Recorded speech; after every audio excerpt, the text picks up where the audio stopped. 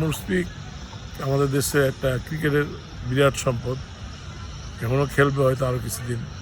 সে তো বলে নাই যে 100 হয়ে আমি টেস্ট খেলবো। আজকে যেমন মাঠে যাওয়ার সময় এই প্র্যাকটিসে আমাকে বললো, টেঙ্গু ভাই আপনার কততম হয়েছে? আমি কি আমার মনে হয় তোমার মতোই কাছাকাছি হয়ে গেছে, কিংবা হয়েছে কিংবা না হয়েছে আমি তো হিসাব রাখি নাই। তো আসেন একটা ছবি তুলি, আপনার সাথে একটা ছবি তুলি। তো আমার সাথে ছবি তুললো, মাঠে সবার সাথে ছবি তুললো।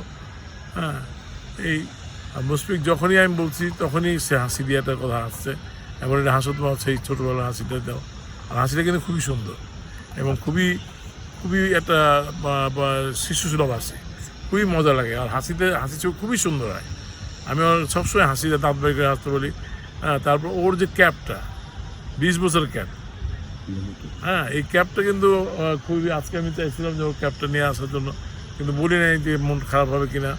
ওর কিন্তু আমি মাঝখানে একটা টেস্ট হয় নিউজিল্যান্ড কিংবা এই ঢাকা, এইখানে দাঁড়ায়, এইখানে পিছনে বসে ও সামনে ফিল্ডিং দিচ্ছে, আর ক্যাপটারই খালি ছবি তুলছে। এবং ওটা আমাদের প্রথম আলোতে ক্যাপের সিরিজ ছবি দেওয়া হয়েছে। ক্যাপ নিয়ে ক্যাপ মাথায় দিচ্ছে, খুলছে, দেখতেছে, এইগুলো। হ্যাঁ, ওইটা নিয়ে এগুলো খুবই স্মৃতি আছে। তারপর ওই যে সেঞ্চুরি, ডাবল সেঞ্চুরি করলো, বাচ্চাকে দেখালো, এগুলো খুবই মনে রাখার মতো কাজ।